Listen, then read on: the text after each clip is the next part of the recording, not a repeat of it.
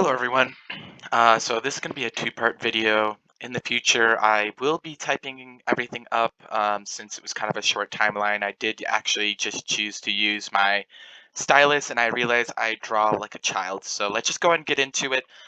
This first portion, we're just going to go in being over basically the first half and then kind of focusing on ABGs, VBGs, and also kind of some respiratory issues.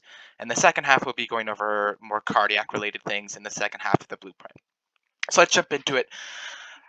Up at the top here, we're looking at ABGs and VBGs. So we're going to go over, we have normal, which is there is homeostasis with no disease, so everything is normal. Next, we go into a compensated, fully compensated.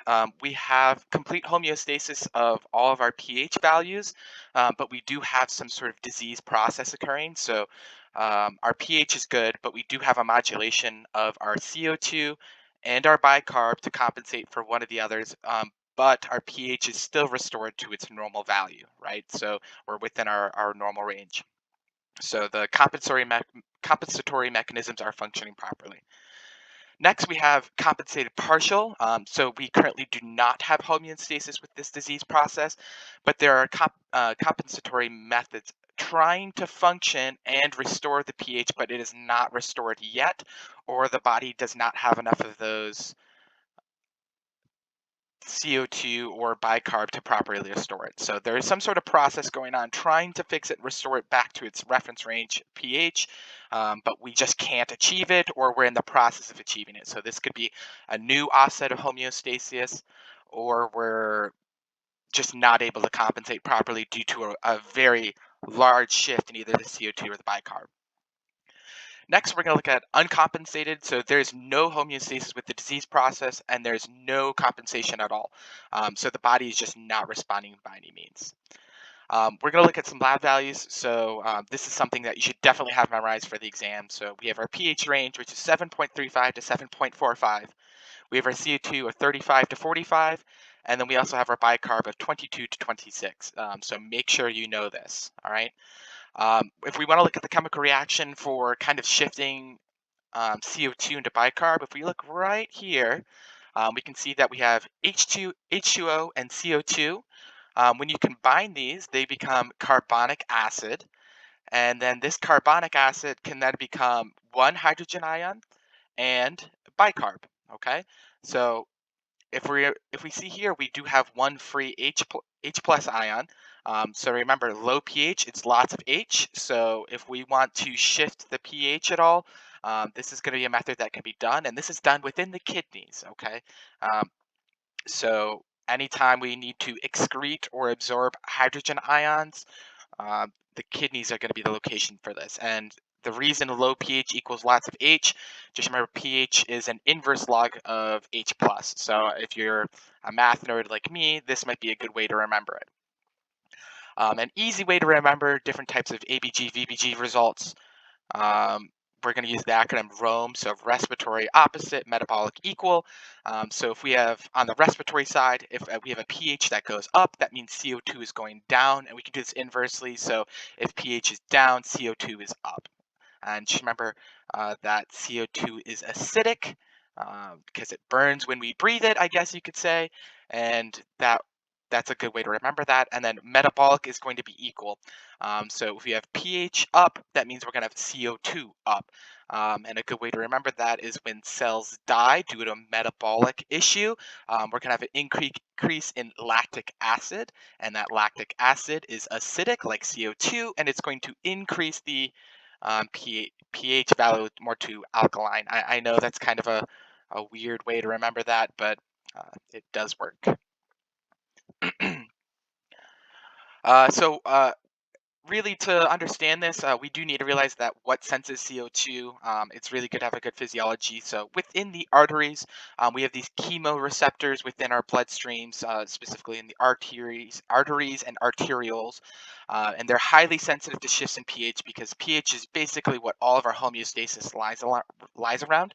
So just remember, we have chemoreceptors within our arteries, and that's what senses the change in pH. And the reason I'm bringing this up is because when we're talking about ABGs and VBGs, arterial blood gas versus venous blood gas, Arterial blood gases are much more sensitive because we're checking the values before the oxygen and carbon dioxide has been used to perfuse the cells, right? So let's just keep that in mind that ABGs are going to be much more sensitive. And just remember that CO2 is aerobic cellular waste. So if we're performing in an aerobic, not an anaerobic status, the cells that is, we're going to be producing CO2 as a byproduct of the cell's aerobic properties. So now we're going to go into kind of looking at what can cause respiratory acidosis, alkalosis, and such. I did kind of mess up here. This is supposed to say alkalosis. So this is actually alk. So here we can see with respiratory acidosis, we're going to have decreased ventilation. Okay, so we're not breathing out that carbon dioxide. That carbon dioxide is getting stuck in our lungs, and due to the increase in partial pressure, so the amount of carbon dioxide located within the lungs, we're having a harder time of excreting the CO2 across the alveoli border into the lungs because there's more. Remember, we're diffusing and we can't exchange that out. So that decreased ventilation is going to drive the CO2 up within the space of the lungs. And since there's more CO2 in the lungs than there is within the bloodstream, it can't diffuse across. Next up, we're going to have respiratory alkalosis, so increased ventilation. And an example of that would be hyperventilating. So a patient, if they're huffing and puffing and they just can't seem to calm themselves down, this could be to, um, exercising and they're not having any of those compensatory methods, or if they're having some sort of anxiety attack, they could be in respiratory alkalosis. A lot of times you'll see patients who are just like hyperventilating. They'll say they're really dizzy, lightheaded, they feel like they're going to pass out. Well, this is because we're shifting their pH value and their body's trying to slow them down, but they just have this lack of response. Now we have metabolic alkalosis. So we have vomiting, hypovolemia, and diuretic. So anything that's going to shift out any of this fluid or any of our potassium, or we're going to be excreting sodium out. Our kidneys and our body is just not going to be able to compensate. Well, it may or may not be able to compensate for the amount of fluid loss we might be experiencing. And then metabolic acidosis, the most common ones you're going to see are going to be diabetic ketoacidosis, so DKA, and it's even in its name, ketoacidosis. Okay, so we're having an increase in acid. And then remember the shift in bicarb, we're going to have AKI, so any acute kidney injury is going to change the level of our body's ability to compensate for the increase in acid. And then sepsis, yet again, going back to lactic acid. So if we're increasing the amount of lactic acid within the bloodstream, we're going to have a very difficult time compensating for that. Um, on the right-hand side here, you can see kind of I wanted to show you kind of a little bit about how the kidneys balance bicarb and hydrogen ions, okay? So you can see the lighter yellow side here, the lighter tan, we can see that this is actually going to be the interlumen of the loops of Henle. And then we're going to have a mediator cell. This is the proximal tubule. And then we're going to have the bloodstream, okay? So from top to bottom is kind of the flow. So you can see here we have bicarb and hydrogen ions.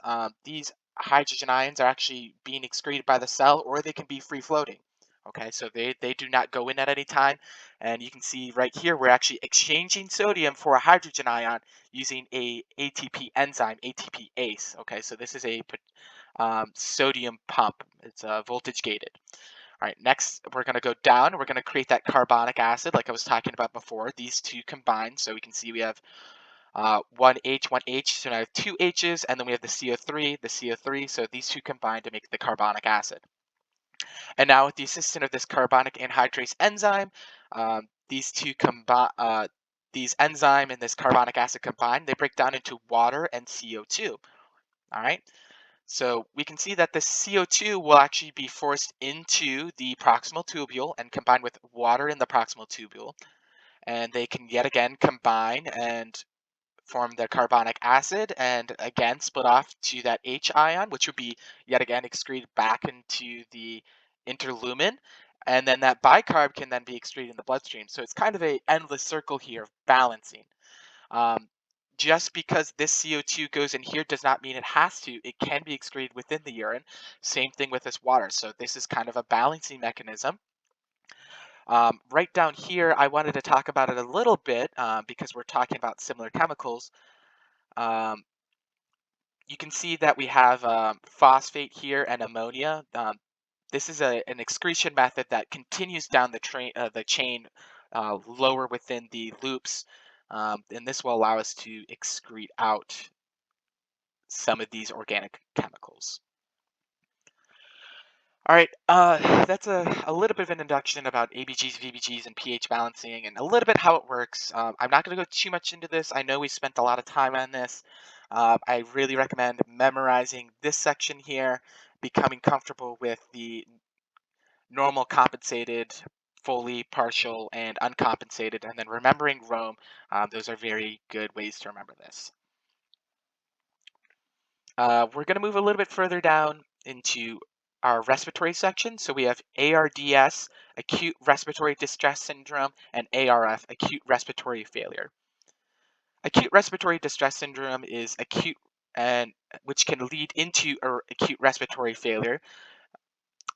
ARDS is fluid in the alveoli causing respiratory hypoxemia. All right, so we have some sort of fluid which is preventing the diffusion of gases across that membrane, and it's causing the patient to become hypoxic. So we have a decrease in permeability of gases across the alveoli barrier. I wrote PD question mark here, and I want you to think about when we're dealing with babies, if we're doing our ABCs, which is always the basic, going back to basics, it's always the first step we do. Do peds initially start with cardiac failure or do they start with respiratory failure? And how is that going to change your planning of management of care? So ARDS is ARDS more severe in pediatric patients or are they more severe in adults? So just a little bit of critical thinking there for you. Um, it's always really important to manage our pediatric patients' respiratory system. There are some, when we're talking about ARDS, there's direct and indirect causes. So when we're looking at causes here, they could be either a direct cause or an indirect cause. So some common causes would, like I said, we're talking about fluid collection within the lungs.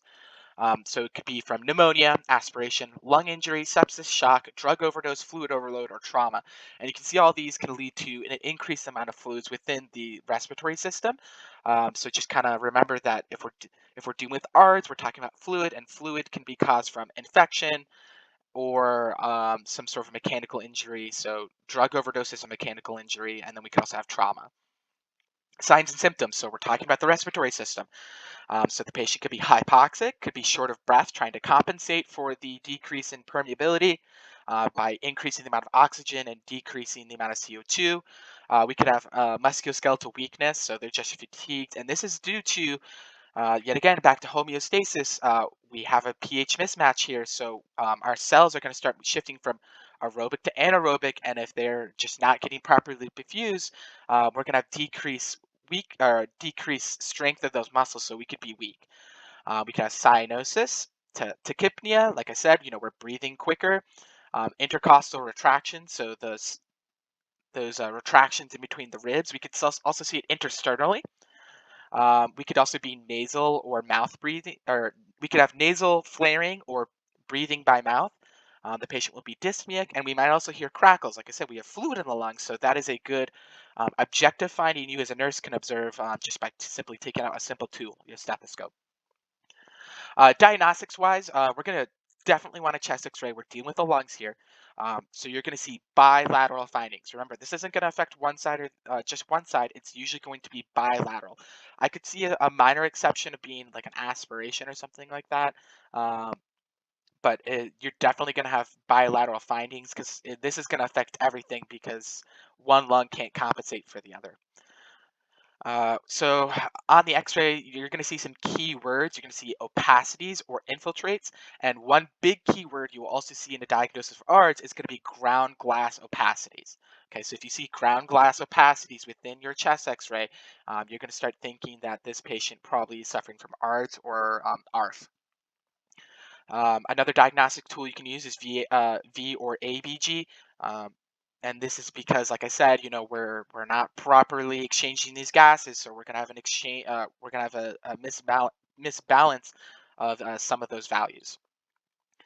We could also do a pulmonary function test. The key thing we're gonna be looking at there is decreased volume. Decreased volume because we're not gonna have enough space in there, and the patient's just not compensating properly. Another thing we could be looking for is a CBC. So we might see an increase in the amount of WBCs, and our H&H might also increase. The WBCs is going to be indicative of having some sort of infection, and it could be an infectious process, which is an easy fix. We can always just do antibiotics.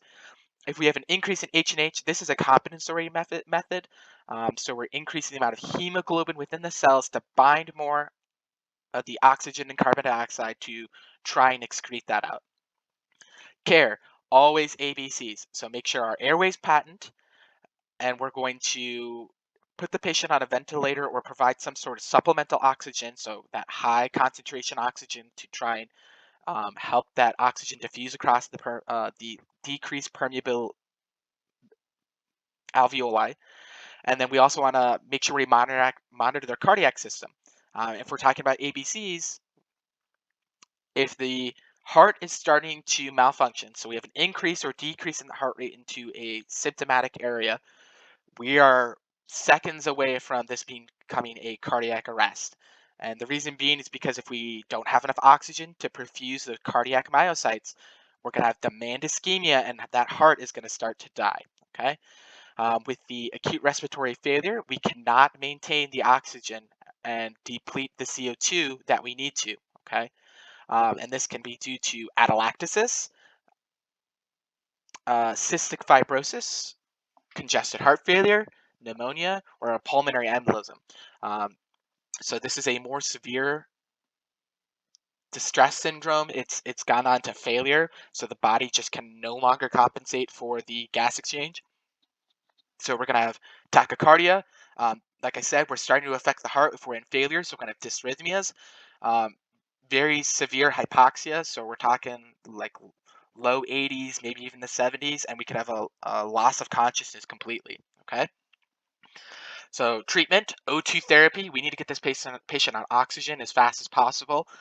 Remember to titrate, okay? We don't want to put this patient from being CO2 dependent within their brain into oxygen dependent, because then we're gonna have a whole nother issue.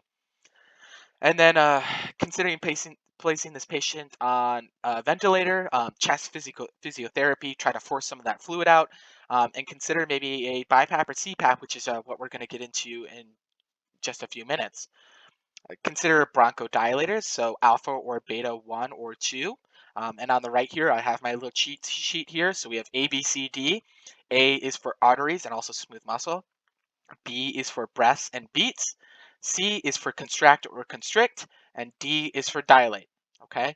And we can see that we also have 1 and 2. So if we're doing alpha 1, we're doing arteries contract or constrict.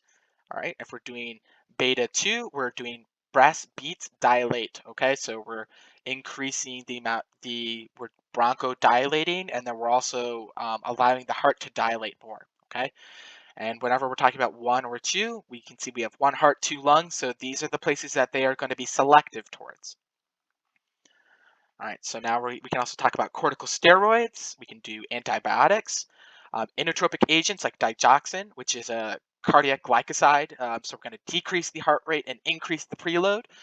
So what that means is we're just lowering the heart rate, but by lowering the heart rate, we're allowing more blood to fill into those ventricles, so we can have increased tissue perfusion. All right. We can see here vasopressors, so increasing that blood pressure. Like I said, our body is just not compensating, so we need to allow that oxygen and that carbon dioxide, so the oxygen to reach further and that carbon dioxide to come back. Okay, and then diuretics are a good option. If we have fluid in the lungs, we need to get that fluid out. Some good exercises that we can do as nurses that are non-invasive is coughing. And even if the patient is on a vent or intubated, putting them in a prone position, allowing that fluid to flow out of the lungs. All right. Getting a little bit into the vent, we have negative pressure ventilation and positive pressure ventilation. Okay. Negative is normal. Negative pressure ventilation is how we breathe normally. Okay. So when we inhale, we can hear that lung just sucking the air into our lungs, and that is a negative pressure. So that is normal ventilation. Okay. A positive pressure ventilation is where from the outside, like using a syringe, we're forcing it into our lungs. Okay, that's going to be our ventilator. Okay. And on the side here, I just want to remind you, for every intervention, we want to be able to stop the intervention. Okay. And going back to the word homeostasis, we want to make sure that if we put the patient on the vent, we want to be able to take them on the vent. If we give them oxygen, we want to be able to take away that oxygen. We want to restore them to the exact same way we found them or better. So we want them to be able to go on living their life without the intervention we provided them. Okay, so always keep that in the back of the mind. Um, so if you put a patient on 4 liters nasal cannula and they're starting to sat better, so they're up to like 96, well, maybe I turn them down 1 liter, a half a liter, and now we're gonna see how they do. And if they do well, I'm just gonna dial it down a little bit more. So we're titrating the oxygen. And same thing for intubation. If the patient's intubated, I want to be able to extubate them. So out of every intervention, you want to undo that intervention at some point once we figured out the cause of their issue. Okay. So now we have into the vents, we have volume controlled ventilation. Okay. So volume controlled ventilation is synonymous with the word volume limited or volume cycled. So we use this when the patient has no spontaneous breathing. The patient stopped breathing completely for some reason, and we want to be able to breathe for them. So we're controlling the volume of ventilation. So we're forcing air using positive pressure into the lungs. So with this, we set the tidal volume, and remember, tidal volume is the amount of air we breathe in and out, and we're also setting the ventilation rate, so the amount of ventilations we give per minute. Okay. So if we're looking over here, we're setting the volume, so the tidal volume is 5 liters. Okay, so that's our tidal volume, and we're going to do it at a rate of 15 ventilations per minute. So if we do the math and we divide 5,000 divided by 18, we're going to be giving 278 milliliters per ventilation. Okay, so that is the volume per ventilation we are giving into the lungs. Next, we have pressure-controlled ventilation. This targets the inspiratory pressure instead of tidal volume. So pressure-controlled, not volume-controlled, we're pressure-controlled. So we're trying to expand those lungs out, and not so much focus on volumes, but we want to use pressure. And a good example of this is to prevent atelectasis. So we don't want those alveoli collapsing down on themselves. So we want them to be properly expanded. This could be really useful, yet again, going back to ARDS, if we really go into ARF, um, because we don't want that atelectasis. We want to increase the amount of permeability, increase that surface area that's available for the oxygen carbon dioxide exchange. Then we have it also targets positive and expiratory pressure. So like I said, expands the alveoli and it reduces the risk of barotrauma. Okay. So if we're pressure controlled, we set the pressure to, I really don't know a good example for this, but let's say we set it for like 10 psi, and we we're forcing that air in. Once it hits that 10 psi, it's not going to deliver any more pressure. That's as much as we're going to expand. So we have a reduced risk of barotrauma. We're not going to have to worry about giving this patient a pneumothorax. Okay.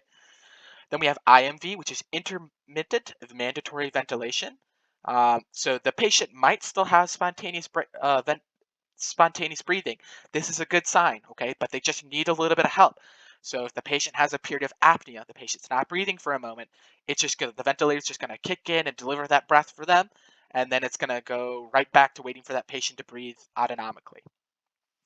Continuous mandatory ventilation, the patient will not breathe spontaneously, so this kind of goes back to our normal vent settings of the volume controlled ventilation. And then we also have assist control, volume controlled continuous mandatory ventilation. Yet again, volume controlled ventilation. These are kind of synonymous. Um, And then we have SIMV, synchronized intermittent mandatory ventilation. So this ventilation is synchronized with the patient breaths. So if the patient spontaneously breathes, the ventilator is going to kick in regardless. Okay, so it's not waiting for them to breathe, and if they miss a breath, it's not. If they miss a breath, it's not going to breathe for them. It's just going to help them breathe every time they go to breathe. Then we have CPAP, continuous positive airway pressure. I hope we're familiar with sleep apnea.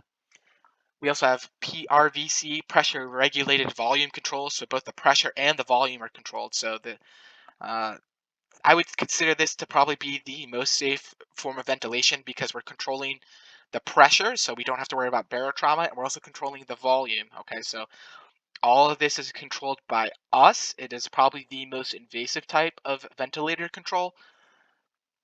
So this is probably going to be. This is gonna definitely going to be the like a patient who's on some sort of lung or heart surgery or has had severe trauma that we should need to stop their lungs. We have another term here, FiO2, so it's the fraction of inspired oxygen. So this is the amount of oxygen we're delivering. So out of our little green Christmas tree or out of our regulator that we're giving in the mixture of volume going into the lungs. Okay, so if we want to give 100% oxygen, that is a way we can do it. Tidal volume, air moved in and out with one respiration. Frequency, I don't really need to go into that. PEEP, positive and expiratory pressure. So the positive pressure remains in the airway at the end of exhalation. All right, so if we look over here, I have Henry's law.